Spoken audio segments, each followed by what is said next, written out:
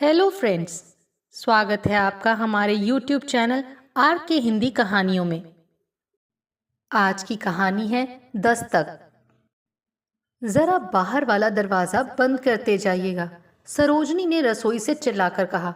मैं मसाला भून रही हूँ। ठीक है, 1.5-2 घंटे में वापस आ जाऊंगा, कहते हुए श्रीनाथ दरवाजा बंद करते हुए गाड़ी की तरफ बढ़ गए। उन्होंने 3 बार हॉर्न बजाते हुए गाड़ी को बगीचे के फाटक से बाहर निकाला और पास वाले बंगले के फाटक के सामने रोक दिया। पड़ोस वाली बंदरिया भी साथ जा रही है, दांत पीसकर सरोजनी फुसफुसाई।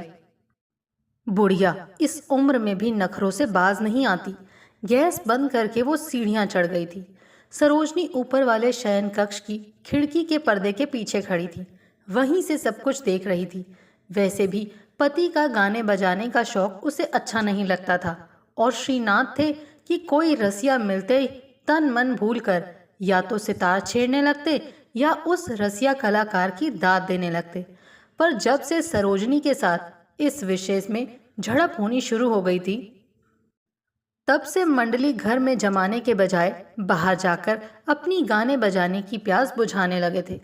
सरोजनी कुड़ती पर श्रीनाथ शांत रहते थे। पड़ोस के बगीचे का फाटक खोलकर मीनाक्षी बाहर आई। कलफ लगी सफेद साड़ी, जूड़े पर जूही के फूलों का छोटा सा गुच्छा और आंखों पर मोटा चश्मा। बरामदे में खड़े अपने पति राजशेखर को हाथ से विदा का इशारा करती वो गाड़ी का दरवाजा खोलकर श्रीनाथ के साथ थोड़ा फासला कर बैठ गई। फिर शीघ्र ही गाड़ी नजरों से ओझल हो गई। पैर पटकती हुई सरोजनी नीचे उतरी। कोफ्ते बनाने का जो उसका उत्साह था ठंडा पड़ गया था। पिछले बरामदे में झूलती कुर्सी पर बैठकर उसने अपना सिर कुर्सी की पीठ पर टिका दिया और आंखें मूंद ली। आंखों से 2-4 आंसू अनायास ही टपक पड़े। कॉलेज में सरोजनी मेधाविनी समझी जाती थी। माँ बाप को गर्व था उसके रूप और गुणों पर। कॉलेज की वाद विवाद स्पर्धा में उसने कई इनाम जीते थे, लेकिन बड़ों के सामने कभी शालीनता की मर्यादा को लांघकर वो एक शब्द भी नहीं बोलती थी। श्रीनाथ के साथ रिश्ते की बात चली तब सरोजनी ने चाहा कि एक बार उनसे मिल ले और पूछ ले कि विवाह के बाद अपनी प्रतिभा पर क्या पूर्ण विराम लगाना होगा। आखिर गाना बजाना या चित्रकारी, रंगोली अथवा सिलाई जैसी कलाओं का महिलाएं वर्षों तक सदुपयोग कर सकती हैं, वाहवाही भी लूट सकती हैं। पर बोलने की कला, आवाज के उतार चढ़ाव का जादू, एक सरोजनी नायडू की तरह सभी की जिंदगी में तो श्रोताओं को मंत्रमुग्ध करने का संतोष नहीं लिखा होता। माँ बाप के सामने तो वो कुछ नहीं कह पाई, पर मीनाक्षी तो उसकी अंतरंग सहेली थी। सोचा उससे क्या छिपाना। मीनाक्षी हंस पड़ी थी उसकी चिंता देखकर। पगली, बोलने के लिए समय कहाँ रहेगा तेरे पास। पहले कुछ वर्ष मधुमास चलेगा, फिर घर में कौवे और कोयलें वाद विवाद करने लगेंगी। क्या मतलब? बच्चों की काँव काँव, तेरी लोरियां, पति की चिल्लाहट, तेरी मिन्नतें। मीनाक्षी हंसने लगी थी। और जब 15-20 वर्षों के बाद तुझे अपना वाद विवाद याद आएगा, तब तू एक संतुष्ट थुलथुली अपने परिवार में मगन प्रौढ़ा बन चुकी होगी। फिर कहाँ का भाषण और कैसा वाद विवाद। तुझे पता है, संस्कृत में कहावत है कि वक्ता 10,000 में एक ही होता है। सिलाई बुनाई रसोई और रंगोली तो सभी जानती हैं, पर बोलने की कला क्यों मैं अपने अमूल्य वरदान को भुला दूं। ठीक है, मत भुलाना। खैर, श्रीनाथ के साथ मैं तुम्हारी मुलाकात करवा दूंगी, कहकर वो चली गई थी। शाम को डरा सहमा सा उसका छोटा भाई आया था।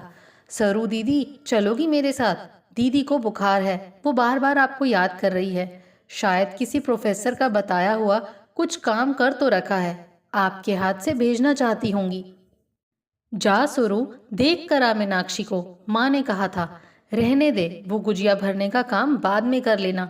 मीनाक्षी के घर में श्रीनाथ से मुलाकात हुई थी। दोनों चुप थे। आखिर चाय के साथ मीनाक्षी आई, तब कहीं शर्म की बर्फ पिघली। पूछ लो अपने सवाल, मीनाक्षी ने हंसकर कहा था। पूछने के लिए तो मुंह खुलता नहीं।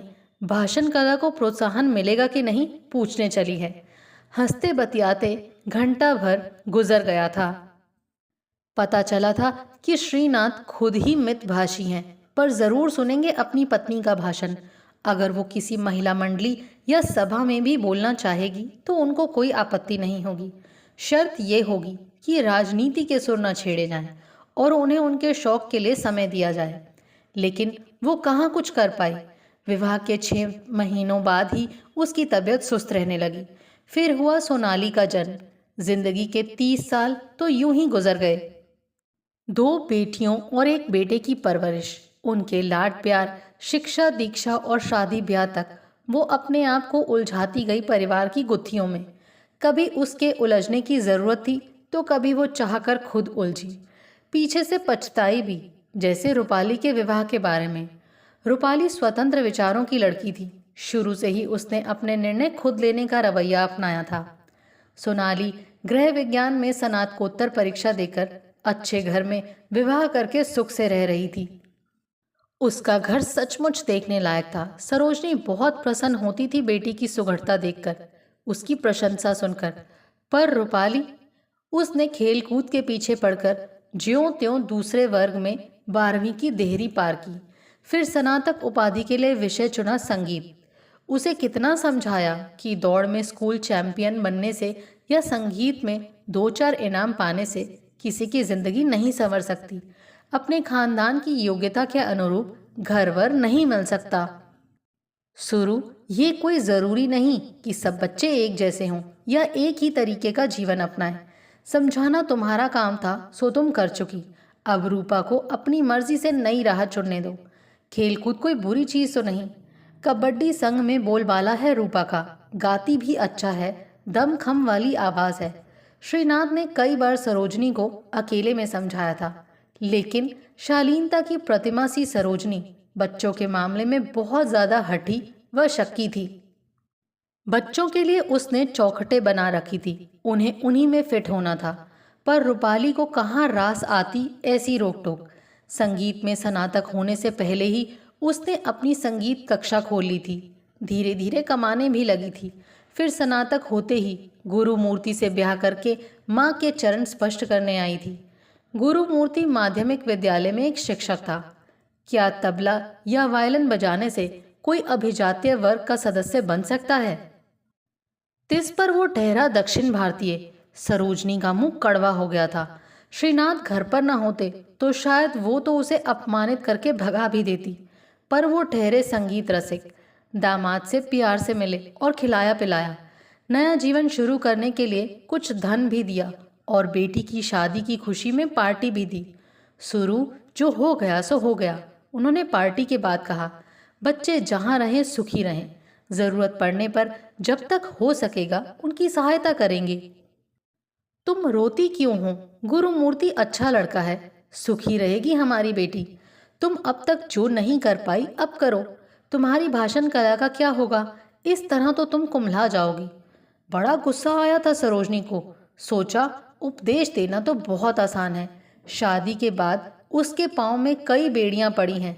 परिवार की जिम्मेदारियां, बच्चों का लालन पालन, सामाजिक संबंधों का रख रखाव और घर के अनगिनत काम।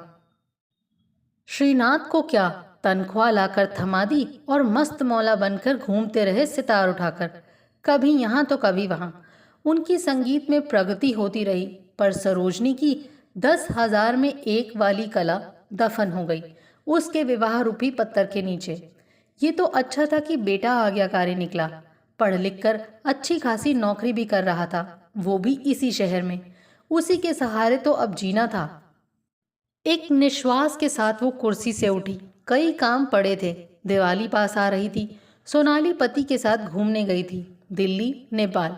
परंतु दिवाली पर तो सबको आना था, तैयारियां करनी थी। दिवाली के 2 दिन बाद बेटे के लिए कानपुर से रिश्ता लेकर लोग आ रहे थे। पर श्रीनाथ को क्या? कॉफी बनाते बनाते सरोजनी बड़बड़ाने लगी। वो तो सठिया गए हैं। अब सेवानिवृत्त होने के बाद उनके और पर निकल आए हैं। मीनाक्षी के साथ चले जाते हैं किसी कार्यक्रम के अभ्यास के लिए। कॉफी का प्याला लेकर वो फिर बरामदे में चली गई। पिछला बरामदा, उसका साथी, उसके जीवन की तरह हमेशा ओट में रहने वाला। यहाँ उसे अच्छा लगता है। बंदरिया का घर भी यहाँ से दिखाई नहीं पड़ता। बंदरिया, अंतरंग सहेली का बंदरिया में रूपांतर बहुत वर्षों पहले ही हो गया था। जब सोनाली के लिए वो अपने किसी भांजे वांजे का रिश्ता लाई थी। कहती थी कि सोनाली भी उसे पसंद करती है।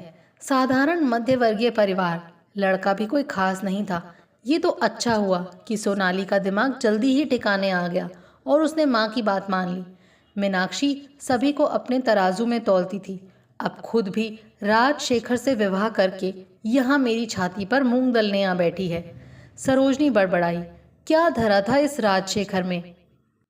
मेरी ननद की मृत्यु के बाद उससे शादी करके मेरे पड़ोस में आ बैठी। भाई के साथ वाले बंगले में रहने का सपना था सुधा का, पर साल भर भी नहीं रह पाई। उस दिन काम करते करते सरोजनी की पुरानी यादों का सिलसिला साथ साथ ही चलता रहा। सरोजनी की शादी में सुधा 2 छोटे बच्चों की मां बन चुकी थी। श्रीनाथ अपनी छोटी बहन को बहुत चाहते थे, हमेशा नज़रों के सामने ही रखना चाहते थे। उसकी शादी उनके मित्र से हुई थी। अच्छी जमी थी उनकी मंडली। उन दिनों उस मंडली में सरोजनी के छोटे छोटे भाषणों की भी धूम थी। 3-4 दिन के सरदर्द ने ही सुधा को उठा लिया। अच्छे से अच्छे न्यूरोसर्जन भी कुछ नहीं कर पाए। साल भर के बाद मीनाक्षी सुधा का घर संभालने आ पहुंची। देखो बेटी, मीनाक्षी को सहेली और छोटी ननद दोनों ही समझना। मीनाक्षी की माँ ने सरोजनी से कहा था, हमें राजशेखर से अच्छा दामाद कहाँ मिलेगा। फिर श्रीनाथ ये रिश्ता लाए हैं। वो मीनाक्षी के बड़े भाई की जगह हैं। भाई की जगह भाड़ में जाए। सरोजनी ने गुस्से से कड़ाही पटक दी। अच्छा है भाई बहन के रिश्ते का बुर्का, आए दिन साथ साथ घूमना। और राजशेखर भी तो अंधा है। मीनाक्षी ने त्याग के नाम पर खरीद लिया है उसको। गाड़ी की आवाज़ आई तो उसने चुपचाप दरवाज़ा खोला। सितार उठाकर गुनगुनाते हुए श्रीनाथ अंदर घुसे। वाह, कुछ जायकेदार चीज़ बनी है, उन्होंने सूंघते हुए कहा। फिर बोले, क्यों खटती रहती हो चौके में। मेरे साथ हमारी रविवारीय सभा में चला करो तो तुम्हें भी कुछ खुली हवा मिले। जानती हो, कमला नगर में एक ऑरेटर्स ऑर्चर्ड नाम की संस्था है, जहाँ भाषण देने वाले बक बक करने जाते हैं। इतवार के दिन भी वो मिलते हैं। भाड़ में गया तुम्हारा ऑर्चर्ड।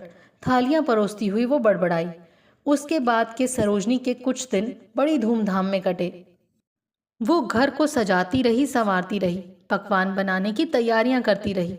धनतेरस की शाम को दिए जलाने का समय हुआ, तब भी श्रीनाथ का पता नहीं था। धनतेरस को ही सरोजनी का जन्मदिन था। उस दिन से ही श्रीनाथ दिवाली मनाने लगते थे। अक्सर कहा करते थे, भाई हमारी रोशनी का जन्म जिस दिन हुआ उसी दिन से दिवाली मनाई जाएगी। मिठाइयाँ लाते, फूल लाते, पर आज अभी तक उनका पता ही नहीं था। मुनी अम्मा ने आंगन में सुंदर रंगोली बनाई थी। अगरबत्ती से घर महक रहा था। तभी अचानक 3-4 गाड़ियों के रुकने की आवाज़ आई। डरकर सरोजनी ने किवाड़ खोला। सामने श्रीनाथ बड़ा गुलदस्ता लिए खड़े थे और पीछे हंसते मुस्कुराते लोगों की एक टोली थी। हम अंदर आ सकते हैं सरकार? पीछे से मीनाक्षी ने पूछा। वही पुरानी मस्ती भरी आवाज़ थी। सरोजनी ने चाहा दौड़कर बंदरिया के गले लग जाए, पर फिर याद आई ढेर सारी बातें और एक रूखा आओ कहती हुई वो कमरे के अंदर आ गई। श्रीनाथ ने बड़े उत्साह से अपनी कलाकार मंडली का परिचय करवाया।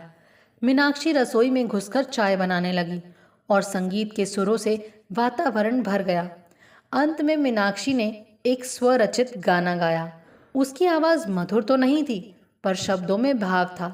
गीत सुरीला था, इसीलिए समा भी बंध गया।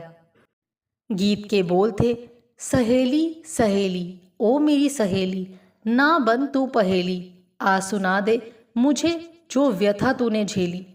सरोजनी को पता भी नहीं था कि उसकी आंखें बरस रही हैं। सामने बड़ा सा केक रखा था जिस पर लिखा उसका नाम था। आज मैं अपनी पत्नी को सबसे प्यारा तोहफा देना चाहता हूँ। श्रीनाथ अचानक खड़े होकर बोलने लगे। इस तोहफे के पीछे की कई दौड़ धूप का श्रेय मीनाक्षी और राजशेखर को है। अपने ऑरेटर्स ऑर्चर्ड के लोगों की ओर से आसपास के स्कूलों और कॉलेजों में भाषण कला को प्रोत्साहन देने के लिए जो गोष्ठी सभा होने वाली है, उसका शिक्षा मंत्री उद्घाटन करेंगे। उस समारोह में भाषण देने का काम करेंगी सरोजनी। तालियों की ध्वनि से कमरा भर गया। पता नहीं मैं कर भी पाऊंगी या नहीं। सरोजनी के मन का मैल धुलने लगा था। भर्राई आवाज में आत्मविश्वास का अभाव तो नहीं था, पर कार्यक्षमता पर कुछ संदेह अवश्य था। अभी से अभ्यास शुरू कर दो, मीनाक्षी ने कहा। लो, अब उद्घाटन करो, केक काटो, चाय पियो और शुरू हो जाओ। उस दिन सरोजनी को पता चला कि प्रतिभा कभी नहीं मरती।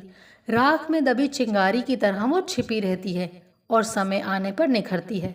आज तक उसने खुद ईर्ष्या की, नासमझी की, अकारण ही संदेह की राख की परतों के नीचे अपनी कला को दबा कर रखा था। आज उसी के बनाए बंधनों को तोड़कर उसके प्रियजनों ने उस खोए हुए झरने को पुनर्जीवन का मार्ग दिखाया था।